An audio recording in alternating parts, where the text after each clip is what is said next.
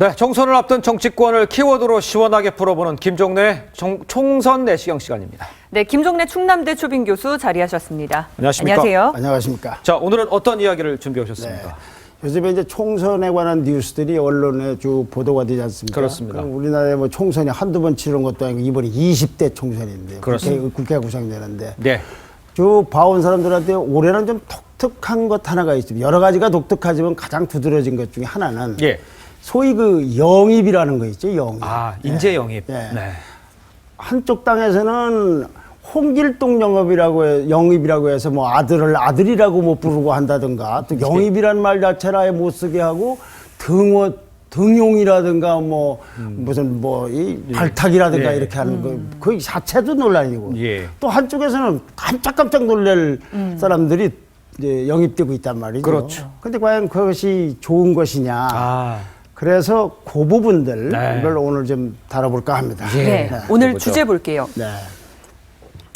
영혼을 사고 팝니다. 총선판의 인간시장이라는 제목입니다. 예. 물론 이 영입 자체가 이번 영입도 저런 분들이 정치에 일찍 들어왔더라면 좀 좋지 않았을까 하는 부분도 있고 아주 견고한 양당 구조에다가 새로운 바람을 넣기 위한 그런 또 효과도 있을 수도 있고 그래서 다 부정적이라고 볼 수만 없으나 예. 그것보다는 지하금에 이루어지고 있는 이 영입을 보면은 반드시 그렇게만 봐야 되는가 해서 저는 그런 긍정적인 측면을 놔두고 시청자 여러분께서 이런 측면도 있다라는 그 문제점을 한번 지적하려고 하는 이 전부가 이렇다는 것도 아니고 예. 해당자들에 대해서 무슨 권론된다 하더라도 무슨 명예훼손이라 할 생각은 없고 우리가 국가를 가고 있고 정치가 이렇게 이루어지는데 과연 이렇게 영입하는 것이 좋은 건가? 그래서 좀 이렇게 방송 표현으로 적합한지 모르겠습니다만 영혼을 사고 파는 총선판의 인간시장이라는 걸 갖고 제 주제를 정해봤습니다. 예. 예. 본격적인 얘기 앞서서 네. 오늘 우선 신문을 한번 좀 보시죠. 이제 공천위원장, 뭐 공천관리위원장도 있고, 뭐 심사위원장도 있습니다만 하여튼 공천에 관련해서 중요한 역할을 하는 분을 조선일보가 오면에다가 세 분을 다 나란히 인터뷰를 했어요. 예. 그중에서 이한구 새누리당 공천위원장은 현역 의원들 가운데 저성과자나 비인기자들은 총선 공천에서 당연히 배제해야 된다며 무능하고 엉터리 같았던 19대 국회의원은 다른 국회의원들을 만들 사람들을 선별하는 공천해서 공천하는 게 중요하다고 했어요. 네. 다음에 또 이제 더민주당 보시죠. 홍창선 더민주당 공천위원장은 계파에 휩쓸리지 않고 오직 국민 눈높이에서 공정한 공천을 할 것. 국민들이 이번에는 쓸만한 사람들이 많다고 느끼도록 하겠다고 했다. 홍 위원장은 국민 눈높이로 봐서 저런 사람이 어떻게 국회의원이냐라고 하는 것은 곤란하다고. 또 이제 국민의당의 전윤철 씨 보시죠.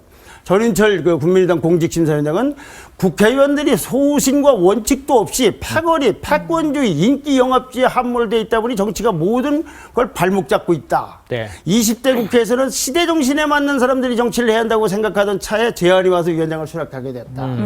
이 세 분이 말대로만 되면 예. 우리는 정치를 하나도 걱정할 거 없습니다. 그렇죠.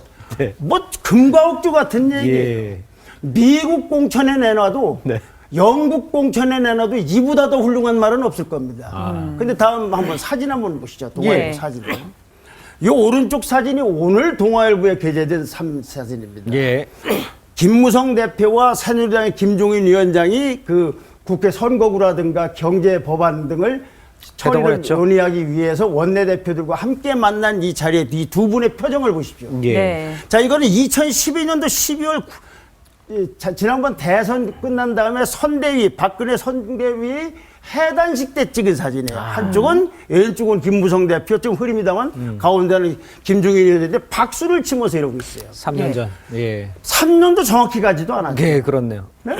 불과 요만 사이에 이렇게 많은 세타가 있는 것을 아까 그분들이 말씀하신 거와 이걸 비교하면서 야 저렇게 이 정치 시장이 굴러가는가 하는 착잡한 마음을 갖지 않을 수가 없을 겁니다. 저뿐만 아니라 아마 더민주당을 지지하는 사람들 중에도 이런 생각을 할지 모르겠어요. 네. 아니 여기서 저렇게 하던 분이 우리 당의 당 대표가 됐으니. 그러네요. 네, 그래서 이제 그 말씀드리고 이제 키워드를 좀 예, 첫 번째 키워드 보여주세요. 어디서 무엇을 냈든 따지지 않습니다. 이 인간 시장의 특징입니다. 네.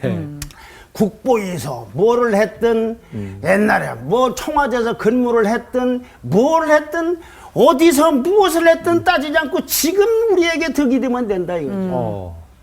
이것이 물건도 어떤 물건이냐에 따라서 사람은 중고품을 안 사는 사람도 있어요. 속된 말로 하면 재수가 없다고. 네. 그런데 여기서는 어떻게 정치라는 인간시장에서는 어디서 무엇을 했는지를 따지지 않게 돼 있어요. 네. 두 분 보시죠. 네. 보여주세요. 한 맺힌 분에겐 웃돈도 넉넉히 드립니다. 이게. 웃돈까지. 네, 정치의 정책이 훌륭하다거나 캐리어가 훌륭하다고 해서 그분에게 좀 웃돈을 드리는 건 혹시 모르겠는데 예. 아니 원한 맺힌 분에게 웃돈을 더 드린다. 아. 이분을 위해서 작년 7월부터 찾아가고 3고초려가 아니라 30고초려를 하고 이게 도대체 무슨 생각인지 모르겠어요. 예. 네, 여기서 생각나는 분은 조웅천 청와대 전 공직기강 비서관입니다. 예. 공직기강 비서관은 1급인데 그 1급이 보통 1급이 아니고 1급도 그렇죠. 대단하지만 엄청나게 중요하니까 센 자리인지는 모르겠으나 중요한 역할을 하는 그렇죠. 분이에요. 더군다나 이분은 전에는 법무장관의 정책보좌관도 했고 국가정보원의 특별보좌관도 했던 분이에요. 그리고 김앤장의 변호사도 했던 그렇죠. 분이에요. 근데 이분이 최근에 보면 하는 말 보면은 누가 뭐라고 해도 원한 맺힌 것처럼 한단 말이죠. 우선 아니 자기가 하려던 횟집을 정윤 횟집이라고 한다고 그러는데 이 해가 뭡니까? 쓰는 거 아닙니까? 근데 그걸 본인이 속으로 생각했으면 모르지만 이걸 말하는 것도 그냥 정치 세계에서 저렇게 될까 싶은데 네. 내부자들이라는 석에서는 이병헌 씨가 탔다라는 느낌을 보고서 본인이 네. 그렇다고. 이병헌 씨는 거기 내에 있는 더 나쁜 사람들한테 피해를 봤을지언정 이 사람도 악인 아닙니까? 그렇죠. 그렇죠. 아니 선악의 대결이 아니잖아요. 네. 비교한다든가 또는 더 나아가서 윤필용 씨하고 비교하는 건 정말 윤필용 씨는 당시에 각하께서 좀 나이가 드셨으니 좀 다른 분이 했으면 좋겠다라는 그런 계산 것이지 이렇게 뭐 누구하고 뭘 해서 이렇게 된 게 아니거든요. 예. 그런데 여기서 난 박근혜 대통령의 동생인 박지만 씨를 내보면 참 납득이 안 가요. 아, 박지만 씨의 멘트가. 네, 뭐 보도가 된 것이 사실이라면 예. 오죽하면 갖겠느냐. 예. 아니 그리고 누나를 겨냥하지는 않을 것 것이다. 같다. 아니 이분은 지금 좀 그 어려운 참 비운의 부모님을 여의고 지금 혼자 돼서 잘한다는 사람도 있고 잘못했다는 사람도 있지만 저렇게 고군분투하는 박근혜 대통령을 누나인데 예. 그 누나의 동생으로서는 다른 사람들은 뭐라고 하든지 간에 거기서 오죽했으면 갖겠냐 소리를 한다는 건 도저히 제 상식으로는 이해가 안 돼요. 얼마나 오묘한 철학을 갖고 계신 분인지 모르지만 박지만 회장이 네. 그 가정사로 봐도 이렇게 할 수 있는 것이 아니지 않는가. 이 대목에서 한 가지 또 하나 생각나는 것은 김무성 대표입니다. 네. 새누리당에. 제가 김무성 대표가 무조건 잘한다는 것이 아닙니다. 잘하는 측면도 있고 잘못하는 측면도 있지만 이분이야말로 한이 맺힌 분이에요. 공천 때문에. 그래서 여기서도 방송에서 공천 트라우마 얘기를 했지 않습니까? 얘기했죠. 예. 그런데 박근혜 대통령한테 공천이 탈락되던 그해 2012년도에 박세일 씨가 만든 국민의 생각이라는 정당으로 영입을 하려고 했는데 예. 내가 비록 공천 탈락이 됐지만 보수 세력이 단합돼야 된다고 해서 가지를 않았어요. 네. 또 그 전에 이명박 대통령 때도 공천 탈락이 됐지만 거기서 연대를 해갖고 다시 새누리당으로 왔어요. 이런 분은 그분은 원한이 없어서 그럼 김무성 대표가 더민주당으로 갑니까? 예. 그럼 유승민 의원만 받더라도 나 이렇게 되니까 나가서 국민의당 간다? 이렇게 되면은 정치는 정책과 정강이 아니고 한 맺힌 걸로 하는 거야. 한 맺힌 걸로. 그러면 안 되죠, 정치는. 예. 이거는 정치는 그런 한을 씻기고 덮어야지. 유명한 만델라 남아공에 보십시오. 예. 그런 분이 그 한을 가지고 백인들을 대했으면 어떻게 됐겠어요? 예. 큰일 났죠, 그러면. 네. 예. 세 번째 키워드 볼게요. 갑투즈키 척했다는데 정당 가릴 건 나요. 정당은 내가 이 정당이 맞으면 어떤 때는 조상 대대로 하고 있는데 아니 뭐 간만 맞으면 뭐 이 당으로 가든 저 당으로 가든 그러니까 지금 박근혜 선대에 있던 분이 한 분은 안철수 당에 가 있고 네. 한 분은 또 여기 가 있고 예. 그렇죠. 이렇게 가격으로만 정당을 가린다는 건 난 이것이 좋은 세태인가. 참 안타깝다 이거죠. 예. 예. 다음 장으로 넘겨볼게요. 네. 그래서 이렇게 된 분들끼리 왔을 때 계약이 있을 거 아닙니까? 들어가면은 그냥 어서 오십시오 하고서 그냥 국회의원 달아드리겠습니까? 하겠습니까? 역할이 있어야 될 거 아니겠어요? 그 역할이 무슨 역할이든 간에 정책과 정강 이하고는 가글림 없이 어떤 결과적으로 가든 간에 본인이 하든 뭐든 폭로 흑색선전의 격전장으로 동원될 가능성이 크지 않습니까? 본인이 하려고 하든 하지 않든 간에. 그렇죠. 이렇게 해서 선거가 되면은 이제 인물 경쟁과 정책 경쟁은 많이 희석이 되겠죠. 그렇게 되면은 난장판 총선이 될 거 아닙니까? 그렇게 해서 출연한 국회가 과연 19대 국회보다 좋은 국회가 될 것 같은가? 이렇게 싸우면서 들어가서 그런 분들로 쭉 있는 모여진 국회가 얼마나 험악한 국회가 될 것인지 예. 정강정책이고 뭐 인물이고 국가 비전이고는 다 놔두고 지금도 지금 여야 총선판에서 북핵 문제라든가 갖고 단 한마디 하는 분 봤습니까? 그러니까요. 그리고 왜 이제 이집트 모기 그 작한 갖고 지카 거론하는 분 바이러스. 한 분도 없죠, 그죠? 예. 예. 그런데 이분들이 들어가서 뭐 하겠어요? 아마 19대 국회가 최악이라면 그보다 더 나쁜 국회가 될 가능성도 있다 이거죠. 그럴 수 유권자분들이 막으셔야죠. 예. 다섯 번째 키워드는요. 네. 마구 사재기를 하다가 네. 이제 인력 시장에서 마구마구 사재기를 하다 이래서 이겨도 져도 뒤탈이 불보듯하다. 자, 이게 문제입니다. 그러네요. 이겼다. 그럼 내 공을 어떻게 할 거냐. 그럴 거 아니겠습니까? 그러다가 또 이제 흩어질 수도 있지 않습니까? 예. 질 경우에는 용도가 아예 사라져 버리는 거고. 그렇죠. 자, 이겼을 경우에는 이렇게 될 겁니다. 이번에 영입된 분들은 일단 영입됐기 때문에 아니 그럼 언제 또 나오십니까? 언제 또 헤어지십니까? 공원 세우셨는데. 그래서 이겨도 저도 이 마구잡이로 사들인 것이 결국은 대통령 선거나 대통령 선거에서 성공을 해서 집권하는 동안에도 이 부담을 결국은 가겠고 할 것이다. 사람들은 한 사람들은 그렇게 저분은 언제 헤어지시나?